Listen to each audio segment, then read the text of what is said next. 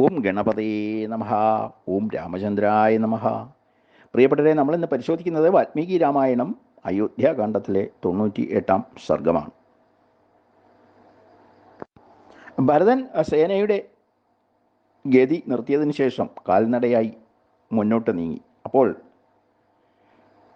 ശത്രുഘ്നനോട് പറഞ്ഞു, കൂടെയുള്ള ആളുകളോടും വേടന്മാരോടും കൂടി വേഗത്തിലെ എല്ലാ സ്ഥലത്തും അന്വേഷണം നടത്തണം. ഗുഹനെ ബന്ധുജനങ്ങളോടുകൂടി അമ്പും വില്ലും എടുത്തുകൊണ്ട് കാകുസ്ഥന്മാരെ അന്വേഷിക്കട്ടെ. ഞാനും മന്ത്രിമാർ, പ്രധാന പൗരന്മാർ, ഗുരുക്കന്മാരായ ബ്രാഹ്മണർ എന്നിവരോടുകൂടി കാൽനടയായി അന്വേഷിക്കാം. മഹാബലവാനായ ലക്ഷ്മണനെയും മഹാഭാഗയായ വൈദേഹിയെയും രാമനെയും കാണുന്നതുവരെ എനിക്ക് മനഃശാന്തി ലഭിക്കുകയില്ല. പൂർണ്ണചന്ദ്രനെ പോലെ ശോഭിക്കുന്ന മുഖത്തോടു കൂടിയ ജ്യേഷ്ഠനെ കാണും വരെ എനിക്ക് മനഃശാന്തി ലഭിക്കുകയില്ല. എനിക്ക് ജ്യേഷ്ഠപാദങ്ങളിൽ എൻ്റെ ശിരസ് എത്തിക്കുന്നതുവരെ മനഃശാന്തി ലഭിക്കുകയില്ല. പാരമ്പര്യമായി ലഭിച്ച രാജ്യത്തിൽ അദ്ദേഹത്തെ അഭിഷേകം കഴിച്ച്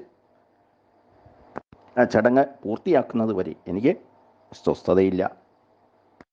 ഭൂമിയുടെ അധിപനായ ജ്യേഷ്ഠനൊപ്പം ഉള്ള ലക്ഷ്മണൻ ഭാഗ്യവാനാണ്. അതുപോലെ ഭർത്താവിനെ അനുഗമിക്കുന്ന വൈദേഹിയും ഭാഗ്യവതി തന്നെയാണ്. രാമൻ വസിക്കുന്നത് കൊണ്ട് ചിത്രകൂട പർവ്വതവും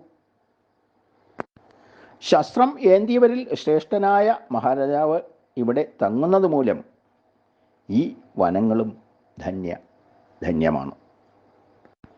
ഇതെല്ലാം പറഞ്ഞുകൊണ്ട്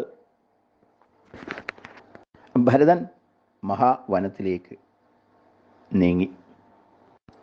സത്യവാനായ ഭരതൻ പർവ്വത സാനുക്കളിൽ വളർന്നു നിന്നിരുന്ന പൂത്തുലഞ്ഞ മരങ്ങൾക്കിടയിലൂടെ മുന്നോട്ട് നീങ്ങി.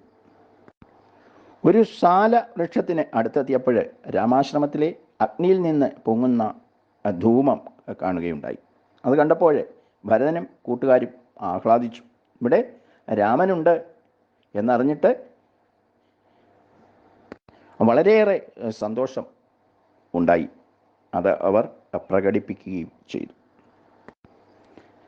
പുണ്യജനങ്ങൾ വസിക്കുന്ന സ്ഥലത്തുള്ള രാമാശ്രമം കണ്ട് ഭരതൻ ഗുഹനോടുകൂടി വേഗത്തിൽ നടന്നു നീങ്ങി. സൈന്യത്തോട് അവിടെ തന്നെ നിൽക്കാൻ പ്രത്യേകം പറയുകയുണ്ടായി. ഇത്രയും വിവരങ്ങളാണ് ഈ സർഗത്തിൽ പ്രതിപാദിച്ചിരിക്കുന്നത്. ബാക്കി വിവരങ്ങളെ അടുത്ത സർഗത്തിൽ നമുക്ക് മനസ്സിലാക്കാം.